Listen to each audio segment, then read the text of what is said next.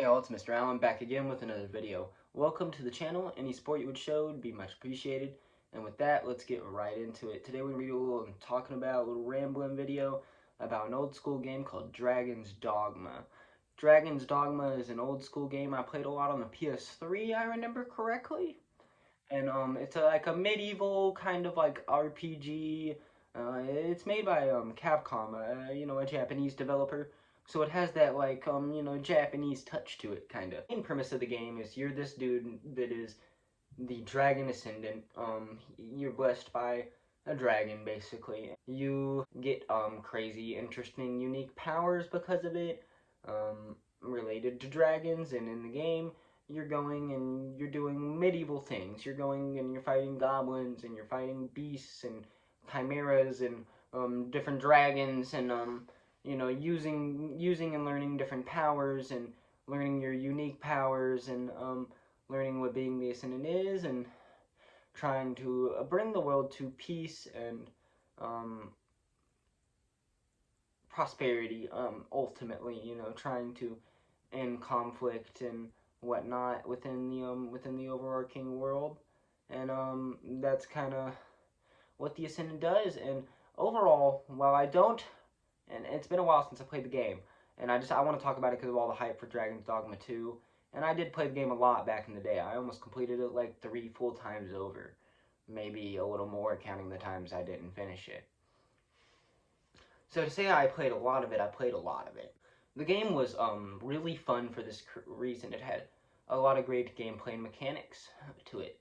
The character creation was great. One of my favorite medieval character creations still to this day. It allowed you to be very creative and get very creative with your character creation. I loved that. Very personal with it.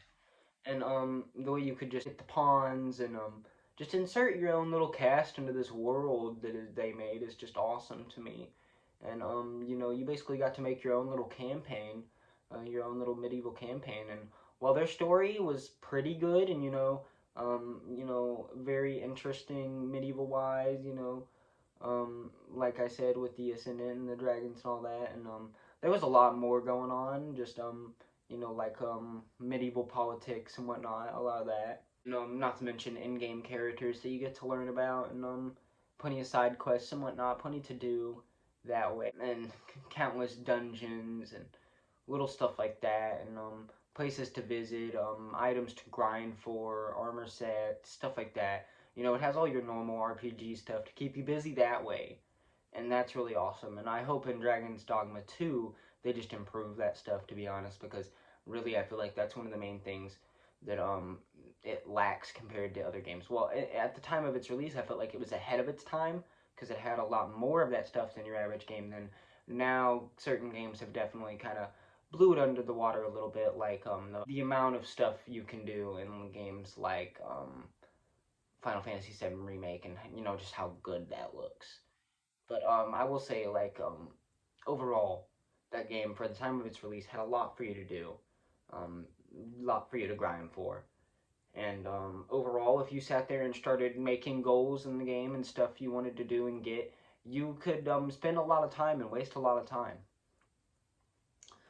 The level system for leveling your characters and getting your character stronger and making their magic and their sword abilities and whatever, different stuff like that, was all very satisfying and felt very natural as you would go through the game. The designs of the enemies and the designs of the environments and stuff were also very alive and very nice. Yeah, they were all very alive and very nice and very pretty and very well crafted at the time and of their release, in my opinion. The way a lot of the mechanics, like the swordplay, the magic, the bow, especially as well, all really play really well and really smoothly and are satisfying to use.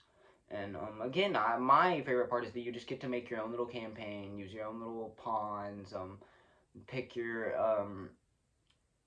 pick the people you're good with, and having your parties and whatnot.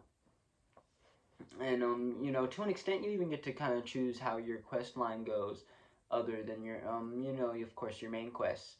But I'm really stoked to see what Dragon's Dogma 2 does. I'm really stoked to see if we expand on story and lore of the world, or Like I'm excited to see it, and I always kind of really like I thought with the success that Dragon's Dogma did have, it would have a second game, and then it just never really did. It had like a expansion re-release, but it was not a new game. And this is supposedly a whole new game, and it looks amazing if you've seen the trailers and whatnot. And I think everyone should be excited for it. And if you slept on Dragon's Dogma back in the day, and you plan to get into Dragon's Dogma 2, that's really cool. And I'm sure, I'm not sure if they have said you it is separate or a continuation or what yet. I'm not sure. And honestly, as someone that has played the game as much as I have, I don't really know if I care. I feel like a continuation could be good, but a standalone probably would be better with how long it has been since the first release. Because a lot of the youth and a lot of the kids that are gaming today are not really gonna remember playing Dragon's Dogma. It's gonna be like, the adults, the young adults and stuff that were teenagers when Dragon's Dogma came out, like me, that are gonna remember it and hop back in for Dragon's Dogma 2. And if they want to avoid having just that older audience, they gotta do stuff like that. Of course, it is an adult game, so they're not like advocating too much for children, but they don't want a lot of teenagers game, and a lot of companies like bet on the fact that they will get the teenagers to play that game and buy their game, and by that make more money. But some of the best things that I remember from the game are, other than like the customization, is like it had great music, it had great. I remember loving all the different like weapons and outfits you could get. I really feel the need to emphasize that that was a pretty good part of this game. It just overall, I don't know why, but there's some like giant red dragon fight that sticks out in my brain as being like it's an in-game kind of fight, and I remember it just sticks out in my brain as like one of the craziest fights. And of course, like I mentioned Chimera earlier and stuff. There's like a series of bosses in here. Just many of the like half to like late game bosses are just they're so good. They're so good. If you like big medieval bosses, you're gonna love that. Well, it might not be on like Dark Souls level difficulty here. We're not gonna get none of the Dark Souls level difficulty here. It is really good in its own right, in my opinion. And I don't think it's like so easy that it's like bad or anything like that. It still can be challenging. It still is challenging, and that's why I mentioned the dragon fight is because that for me was always the most challenging fight. Like that was the fight that when I would play through the whole game, I would like dread that fight just a tiny bit, even though it was like admittably, even though it's like the hardest one, or like for me it was notably also one of the cooler ones, especially at the ending of the fight, which it had a phenomenal ending. And again, I'm not giving too much details just because of how long the game's been out. The fact that I think you should probably just go play it because I think it aged pretty well overall, and it's still definitely worth playing today.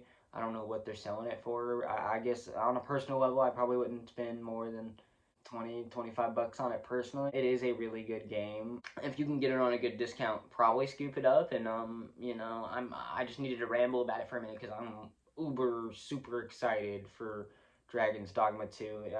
I'm thinking and hoping it'll be one of the bigger games of this year and next year. It's nice to see the return to this series because you can definitely see Capcom's been working really hard on Resident Evil and the Resident Evil remakes, and that's where a lot of their attention has been. Is like once they realized how good and profitable the Resident Evil 2 and 3 remake were, they were like, we also definitely do need to do a 4 remake, and I totally understand that and do like the 4 remake, and I'm sure they made a lot of money off of it, and I'm also sure that's why we're getting the Dragon's Dogma 2 for sure.